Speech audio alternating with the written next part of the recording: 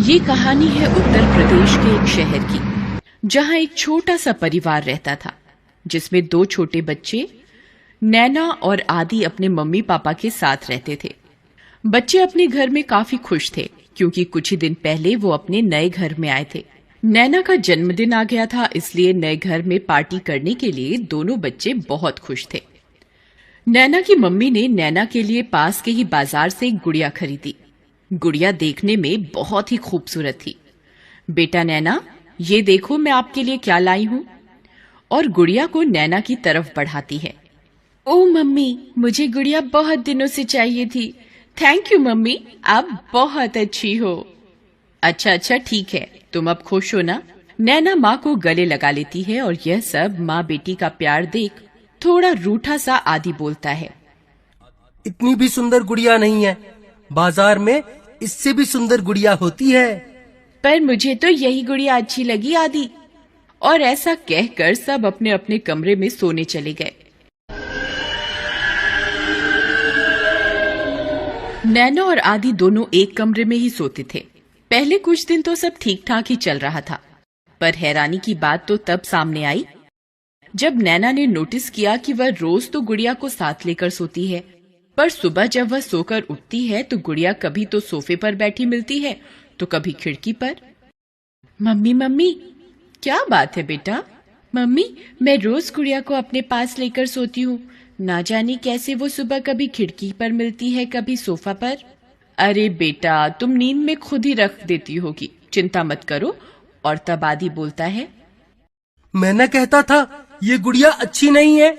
पर जब से नैना ने गुड़िया की यह बात मम्मी को बताई, तब से तो कई और तरह की घटनाएं घटने लगी, जैसे मेज पर रखे सामान का हिलना, सही जगह पर रखी चीज का भी एकदम नीचे गिरकर टूट जाना, घर की लाइट्स का खुद ही जल जाना या खुद ही जली लाइट्स का बुझ जाना।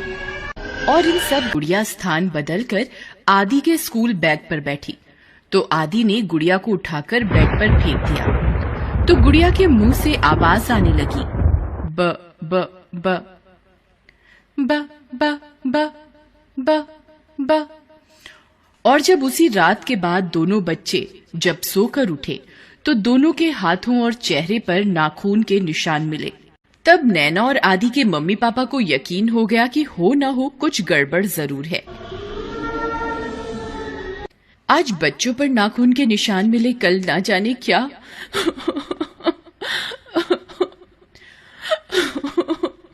अरे तुम रो क्यों रही हो? रोने से कुछ नहीं होगा। मैं फादर को कॉल करके ये सब बात बताता हूँ, वो जरूर हमारी समस्या का हल निकालेंगे। क्या वो सच में ऐसा कर पाएंगे? हाँ, मैंने उनके बारे में काफी सुना है कि वो बहुत ऐसे केसेस में सफल रह चुके हैं। और तब नैना के मम्मी पापा फादर को फोन करके सारी बातें बता देते हैं। और तब फादर नैना और आदि के घर आते हैं और सारे घर में पवित्र जल छिड़कते हैं।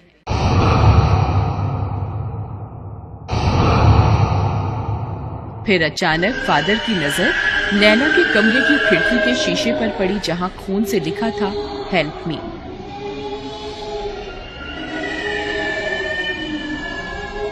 लिखाई देखने में एक छोटे बच्चे जैसी थी। फादर उस शीशे को देख ही रहे होते हैं कि बेड पर रखी गुड़िया एकदम हिलती है। फादर गुड़िया को देखते ही समझ जाते हैं कि इस गुड़िया में ही गड़बड़ है। और तब फादर अपनी शक्तियों का इस्तेमाल करके गुड़िया में देखते हैं कि छोटी बच्ची की आत्मा उस गुड़िया के अंदर है। और फादर आंख बंद करके गुड़िया में बच्ची की आत्मा से बात करते हैं। बच्ची, तुम यहाँ इस गुड़िया में क्या कर रही हो? मुझे नैना के साथ खेलना बहुत अच्छा लगता है, इसलिए मैं इस गुड़िया में रहती हूँ। अच्छा, तू कहाँ से आई है? मैं तो यही रहती हूँ। ये लोग आए हैं यहाँ रहने। इस जगह पर पहले मैं रहती थी, पर एक दिन हमारे नौकर ने मेरी हत्या कर दी और तब से मेरी आत्मा ऐसे ही रह रही है। गुड़िया को देख के मैं इसी में रहने लगी। और तब फादर सारी बातें नैना और आदि के माता पिता को बताते हैं। नैना के माता पिता बहुत ज्यादा डर जाते हैं। फादर, देखिए, अब तो आपने भी देख लिया है। हाँ, प्लीज कुछ कीजिए, नहीं तो मेरे बच्चों को ये कहीं कोई नुकसान ना पहुंचा दे। आप चिंता मत कीजिए, मैं अब इसे अपनी शक्तियों से एक कांच के डिब्बे में बंद कर दूंगा और इसके चारों ओर ऐसा पारदर्शी चक्र बनाऊंगा जिससे ये गुड़िया कभी बाहर नहीं निकल पाएगी। जैसा आप ठीक समझें, पर हम नहीं चाहते हमारे परिवार के पास वो फिर कभी आए। आप चिंता ना करें। और फादर नैना और आदि के कमरे में जाते हैं और पलंग पर रखी गुड़िया की ओर गौर से देखते हैं। इसके बाद वो अपने पास से एक किताब निकालकर कुछ पवित्र मंत्र पढ़ना शुरू करते हैं। In the name of God, God will save you. जैसे ही फादर वह मंत्र पढ़ना शुरू करते हैं, कमरे में मानो भूचाल आ जाता है और गुड़िया में भी आत्मा आ जाती है। मंत्र पढ़ते हुए फादर गुड़िया को लेकर पवित्र जल भी छिड़कते हैं और हर बार जल छिड़कने पर गुड़िया भी चीखने लगती है।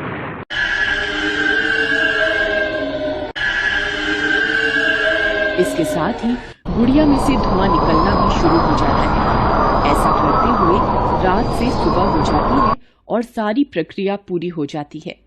इसके बाद फादर गुड़िया को एक डिब्बे में बंद करके शहर के संग्रहालय में रखवा देते हैं ताकि फिर कोई उसे खरीद ना सके।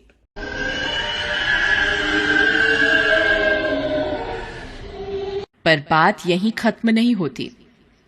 एक दिन की बात है जब फादर उसी संग्रहालय में गुड़िया को देखने गए हुए थे।